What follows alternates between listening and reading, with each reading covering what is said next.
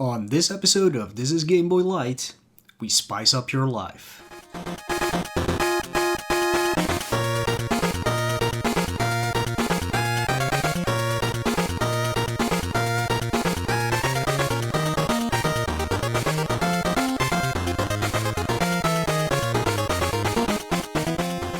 Hello there everybody, welcome back to a brand new episode of This is Game Boy Lite, our in-between episodes where either me or eBloodyCandy does some looking at a game on their own. This time it's my turn again, after quite some time actually. We're back to recording stuff, which had been a little bit harder to do during the holiday season, but we should get back on track very shortly, so sorry if our episodes are coming out on a very irregular basis at this point, but we're trying to set everything up so that we can deliver one to you every 2 weeks or so, like it used to be, basically, or it should be, at least. Right, before we dive into this week's game, which is more interesting from the facts beyond the game than it is from the game itself, to be perfectly honest. But let's dive a little bit into what I've been up to, which is, if you have been following the previous episodes, still not much when it comes to video gaming, actually. So I have been playing a little bit of Axiom Verge 2. I hope that's how you pronounce that game. I'm actually not sure. But I have beaten it yesterday, I believe, and now I still have to do cleanup. It's and you know how I hate that term, Metroidvania styled game. So there's a lot of items and things to find in the game, which are completely not needed, as it is such an easy game to actually finish. But yeah, I'm gonna do it, of course, to experience the whole thing, and to get all the trophies out of the way and things like that. So yeah, that's a game I'm working on. I also finally succeeded in getting a PlayStation 5. Yes, thank you. Hold the applause. It's fine. I finally did it. I finally spent 650 euros on something that I barely use. Because honestly, I've only played two things so far. I've played the quote-unquote tech demo that comes with the PlayStation 5, Astro's Playroom. Really cool game, but it's like a 4-hour game, 5-hour game, something like that, which I basically played the day I got the thing, and I was done with it. And my bundle also came with a code for the new God of War, Ragnarok, so I played a little bit of that. Maybe I've put in 8 hours so far, in like, 3 weeks, 4 weeks? How long has it been? Jesus, can't keep track of the time anymore. But yeah, I haven't been playing much. God of War, Ragnarok, great game. That's all I can say. Like, I'm not that far in, as you can hear.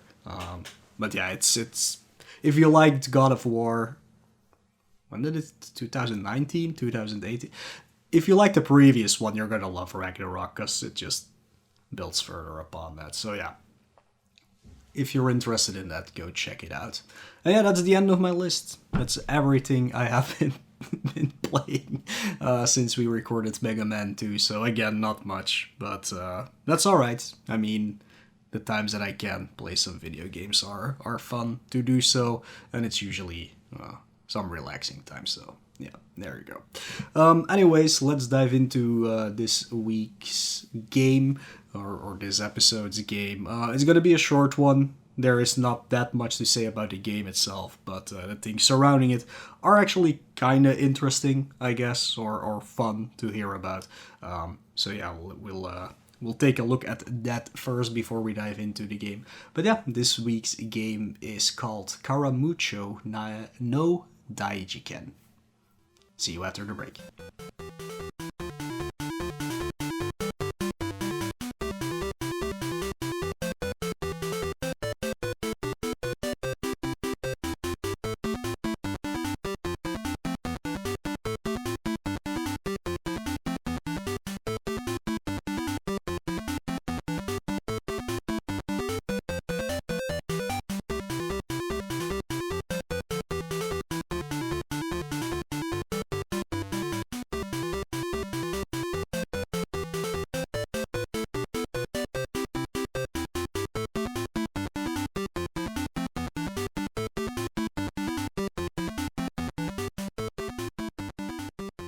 Alrighty, here we are again. Hope you enjoyed that song from the game Karamucho no Daijiken. Again, I don't know how to pronounce Japanese. I hope I'm doing a good job. I read in the credits actually that it's Karamucho no Daijiken, maybe pronounced like that. I don't know. Doesn't really matter. If you search for Karamucho game, you will probably find it if if you have trouble finding the game. Anyways, like I said, the history, I wouldn't call it history, but like the things surrounding this game are a little bit more interesting than the actual game itself. So what is this actually? So Karamucho is actually a Japanese brand of potato chips or potato sticks. I think now they even have like those ribble chips available to them. Like they're still expanding, but they are produced by a company called Koikea, and they have been doing Japanese snacks since the 1930s, I believe, something like that. So yeah, basically this is a how do you call those games now? I had the word in my head because I was talking. I completely forgot it. It's not a sponsored game. Wow. Like a no. Yeah, I totally forgot. That's just how it goes, huh? That's what happens when you're almost 36. At least you know what I mean. It's like one of those games that got developed to promote a product, basically. Just like the Spot games, the Cheetos games with Chester Cheetah. I guess Zool, which we talked about earlier, even though that was kind of a weird one, was more of like a mentioning thing than actually trying to promote a product. But yeah, this is just one of those games. But for some reason, when these Japanese exclusive games like this come out, they're always really good. And the other example I'm going to give is Nubo, which we've done before, which, if you remember, is actually a Japanese chocolate bar. So and that game is probably one of the coolest games that ever came out on Game Boy. In its simplicity, of course, because it's a children's game, but yeah, the same with Karamucho here. It's actually a really good game for the purpose and intention of why it came out. If you're wondering what Karamucho no Daijiken means, Karamucho actually is a two-parter. Karai means very spicy, and mucho means, well, that's Spanish for a lot, basically. So that's what they're branding their chips or potato sticks with. They're basically all very spicy flavors. And Wikipedia says, by Japanese standards. I don't know what that means. I love spicy food, so probably for me they're a little tame, or maybe I'm completely wrong and Japanese standards are way hotter, spicier than I think they are. But yeah, I was looking up like all of their different flavors and things like that, and there are a lot of them. Like now, like I said, you have the normal chips, you have the sticks, you have like the crunchy ones. You even have corn snacks now that come in a variety of flavors. But when I was looking at the Wikipedia page, it listed 4 of the flavors. I guess those are the old flavors when they were just coming out, and they are ranked in order of spiciness, I would assume. So you got hot chili, golden chili, intense spicy hot chili, and plum. Yes, plum, the spiciest of fruits.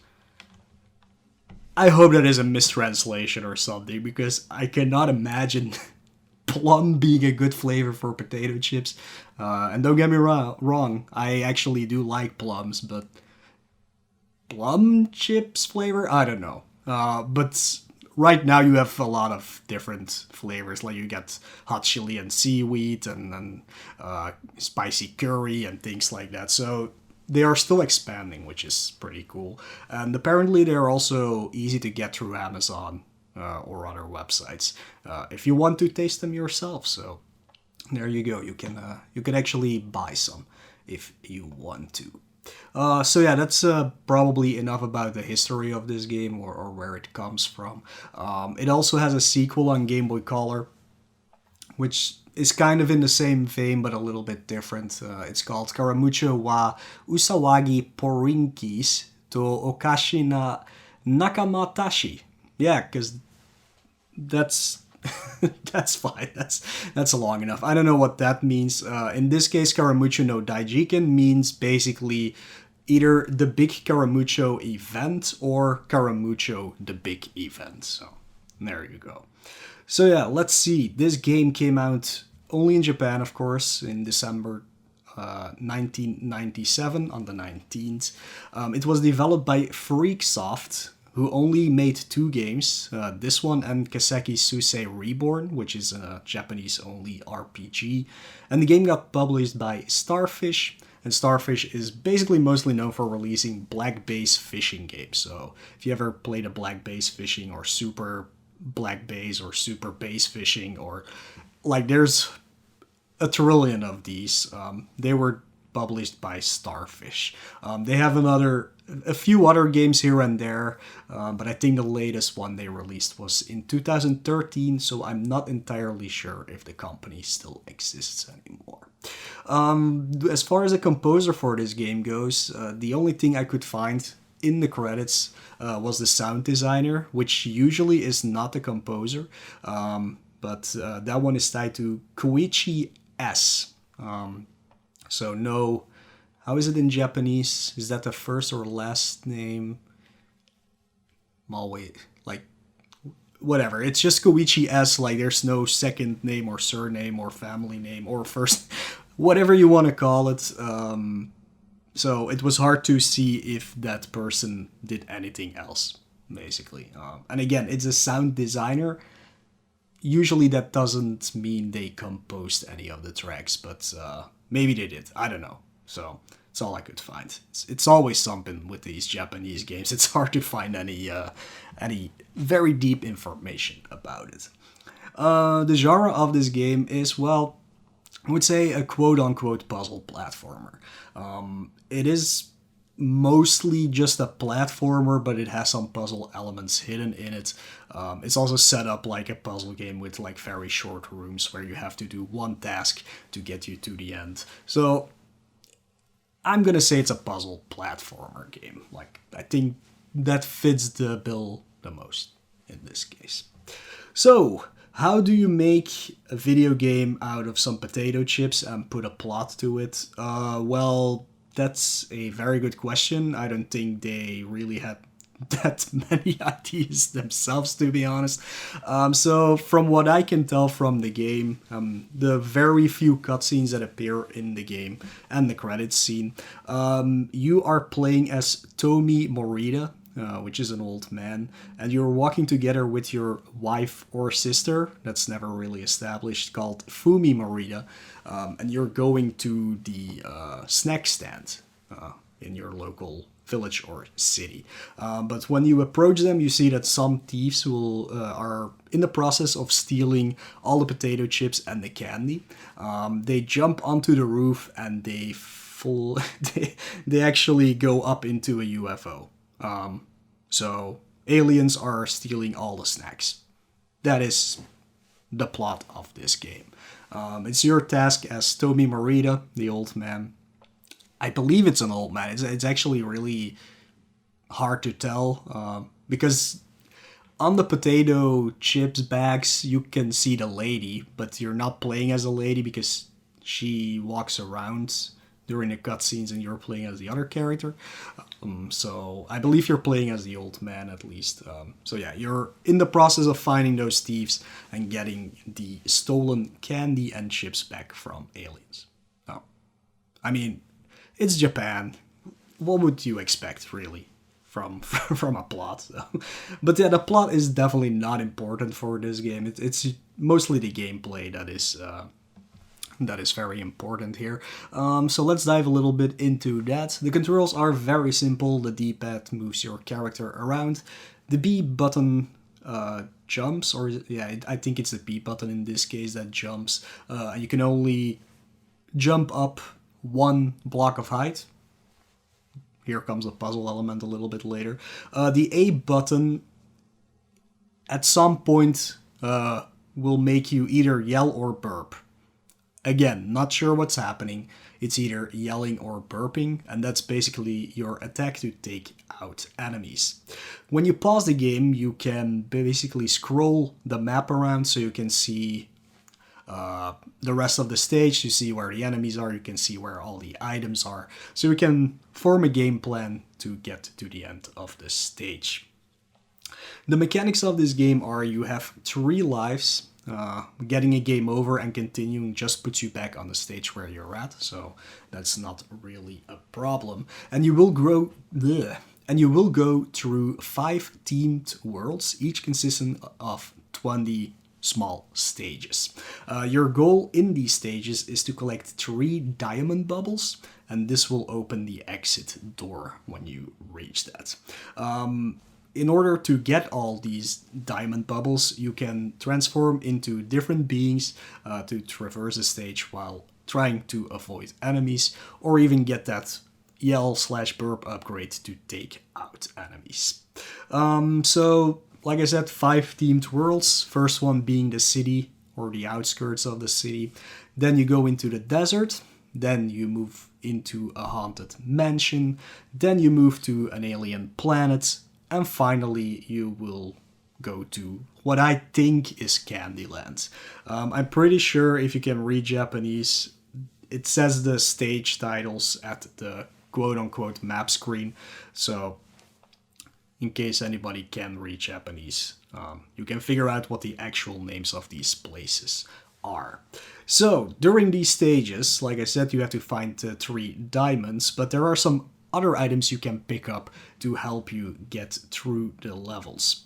The first one is basically a bubble representing a sort of bear, raccoon, panda thingy. This thing transforms you into the Chibi Noa, as it's called in the credits. And that is a thing that is used to traverse water, but you can only go one way. So if you pick it up walking to the right, you will go to the right. If you pick it up walking to the left, you will actually go to the left. And you cannot control the Chibi Noa. It's just an automatic sequence. Sometimes there are also very huge gaps and huge cliffs that you have to traverse, but like I said before, you can only jump 1 block. So that's where the triangles pickup comes in handy. This will transform you into the 3 Polinkis, Jean, Paul, and Belmont. So those are 3 triangle guys, all wearing French hats, and they will either form a bridge or stack up on each other to form a ladder, and then they will jump on the cliff or jump over the gap that way. So these 3 Polinkis, you might be wondering, where do these come from? Well, that's actually another brand of the the potato chips. They also produce a Polinki corn soup flavor, and those are basically like triangular shaped corn snacks with a crunchy texture. So those are the mascots of that particular brand of chips that they produce. So they put those in the game as well, which is pretty cool. So yeah, those are the 3 Polinkis. I have no idea why they're called Polinkis. Like, I'm not sure about a lot with this game, to be perfectly honest. Then there's another pickup, which I believe is supposed to represent the back of the potato chips, or even an angry face. I'm not exactly sure, but if you pick that up, you will be able to, again, either yell really loud or burp. so you can destroy enemies or rocks that way. It only lasts a few seconds, and you can only have one of your screams on screen at the same time. So you have to figure it out a little bit how to properly use it, so you don't waste it because it goes away after a while. So always have to keep in mind that you have to like see where it's going, make sure you can do another one, a second one if needed, and so on. There's usually one of these items everywhere where you're supposed to use it. So the puzzles are quite simple because they literally spell it out for you, but there are some stages where it's a little bit more tricky, where you have to figure out how to do things in the correct order, for example. The final upgrade or downgrade kinda you can find is some sort of kanji. This will make you very small and go through narrow pipes and passages. So again, this is an automatically used thing. So just like with transformation into Chibi Noa, you pick it up and you will automatically do the movement, so you cannot steer yourself. Again, this comes in handy in some stages where you have to go through a lot of pipes to get to where you need to be. You have to pick them up in the correct order, or otherwise you will get stuck. If you do get stuck in a stage, that is not a problem, because if you press the pause button, there is a restart stage option. So even if you get stuck, you can just restart the stage. But yeah, that's pretty much it. That's all the items you can get, and basically the mechanics of the game. So you get 100 stages to go through. It starts off really simple. It doesn't really get hard at all, which is good, because you know me and puzzle games. Like I'm not the best at them, and I will start getting very sad and depressed if I get stuck for a long time. But yeah, this is a really simple one. I don't think it's particularly aimed toward children or anything. I think it's just made to be really fun and to have quick levels that you can go through. You get a password for each stage, so you can just put the game down and pick it back up where you left it at any given point in the game. So this is really a good portable experience, basically. Very fun game. Takes about 2.5 hours to get through, I would say, or 3 hours to get through. And yeah, it's just fun from start to finish, and it's just a fun time to play. There are, however, some stages in this game that are really made to make you angry. There are just some stages where luck is the biggest factor, and not like really knowing what you're doing, and that kind of breaks the game a little bit. Luckily, there's only like maybe 10 of these stages throughout the 100 stages you have to traverse. So in the end, the good outweighs the bad here. But once you get to those stages for yourself, you will definitely know what I'm talking about. The one that comes to mind the most is like there's some stages where you have to jump into a mountain and you can't really see where you are because you're behind the rocks. There's a stage that is that completely. Like you have no idea where you are at all, and you have to pick up all the things in the correct order as well in this stage to get through it, and it's more frustrating than it is fun to do so. Because usually there are multiple solutions even to stages where you can just skip big parts if you want to. Like there's some extra items you can pick up for some more points, but what's the point? Really. So yeah, some of these stages are just a little bit more frustrating than they should be, and I think if they just designed different stages, it would have fit better with the rest of the game.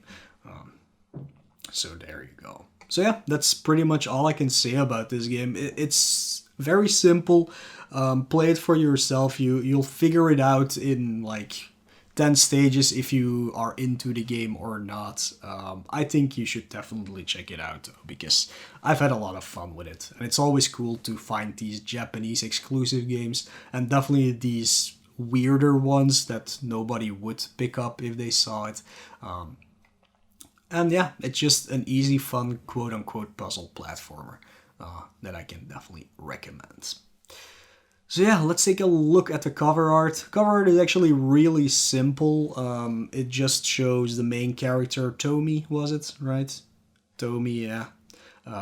In the front with the logo beneath him. You can also see the what were they called? I already forgot. The Polinkis, Jean-Paul and Belmont on there, and also the raccoon cat, the Chibinoa, in 2 iterations. I don't know why there are 2 iterations. I think it's the same character, but maybe on this cover here, one is baking something and the other is... I have no idea what the other one is doing. But yeah, it's a very simple cover. The main character kind of has the style of Crayon Shin-chan, I would say. Wow, maybe not Shin-chan. What's the other one that also kind of looks like Shin-chan? I don't know, there's another one. It's like a very recognizable style of these characters. Like, it's kind of drawn by a child, you would say. Something like that.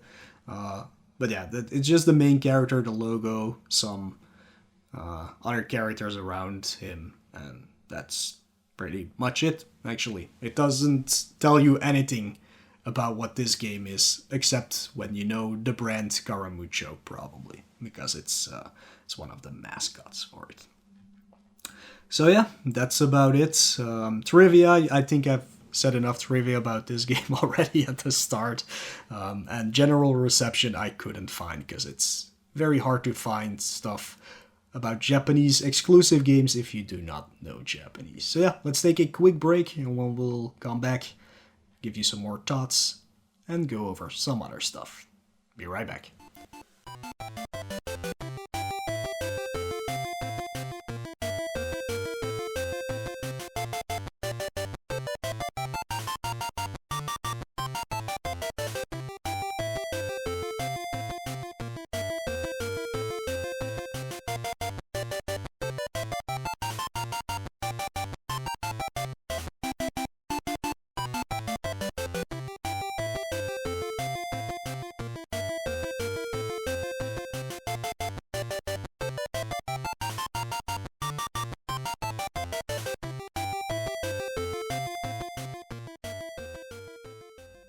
Welcome back. Hope you enjoyed that second song from Karamucho no Daijiken. So yeah, my thoughts and history with this game. This was basically a pick for portable pleasure, of course, but I did try this game out once before, on a random occasion, I guess, and it seemed to be fun. Like, I didn't get way into it, only a few levels to check out what it was. So yeah, my first impression was that it started very simple. So, because I've only played a few levels, but I could see it transform into a very challenging puzzle game later on. But I'm glad to say it didn't. Like I mentioned before, the difficulty pretty much stays the same throughout the stage. They throw some different enemies at you that don't really pose that much of a problem, and the platforming does get a little bit more intense with death pits and things like that. But all in all, it's a pretty easy game to get through, like I mentioned before. So yeah, it's just a fun time to play, and I would definitely recommend it to everybody who wants to. There are no retro achievements available for this game, sadly. Maybe in the future, but mostly with these Japanese exclusives, there's no list for them. So yeah, if you know how to program them in, go ahead, you can make a list for them. Yeah. Again, speedrunning section, also nothing, because there's just no speedrun of this. It would be a pretty lengthy one, for sure. I can see it clocking in about an hour and a half, 2 hours. So yeah, it's definitely one of the longer games, like usually with these puzzle games, really, because yeah, they're they're pretty long. Oh yeah, there you go. So yeah, that's actually about everything I have to talk about for this episode. It's really a short one. a real Lite, if you will.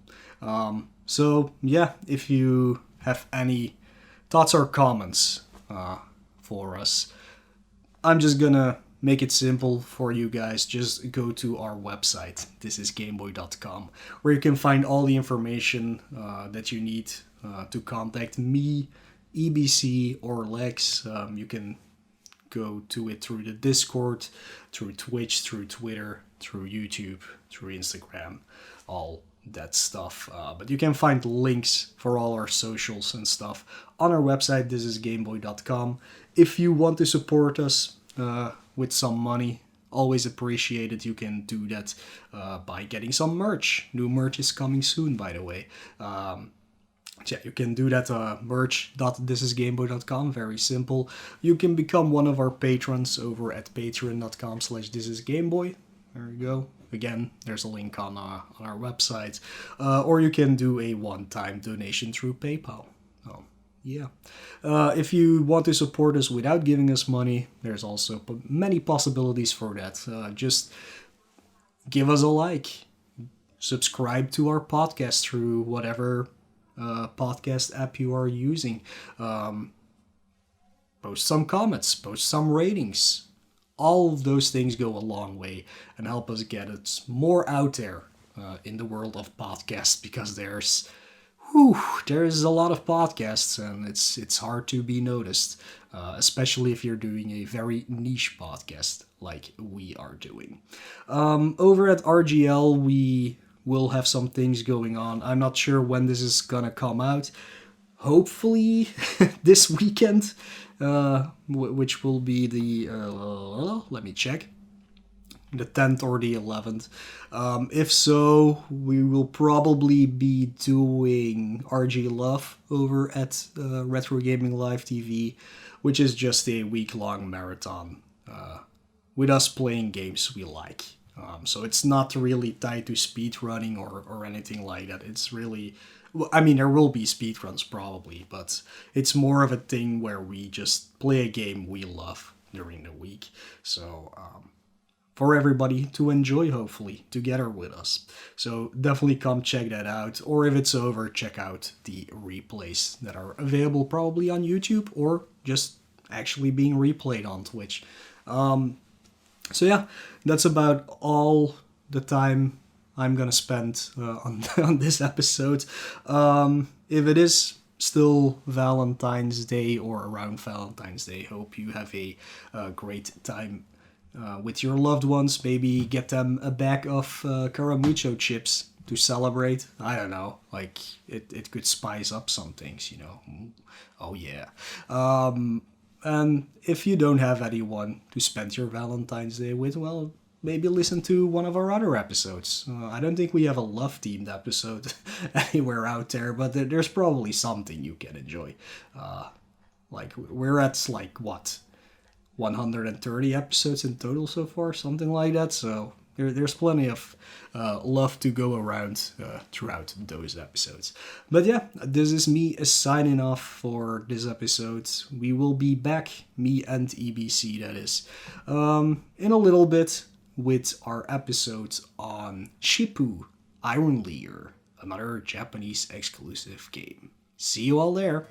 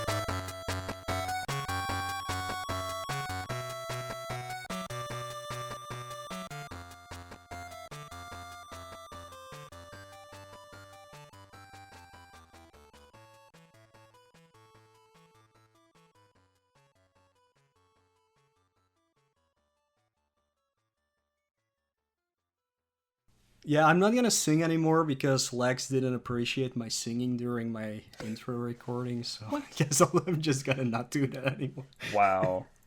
Yeah.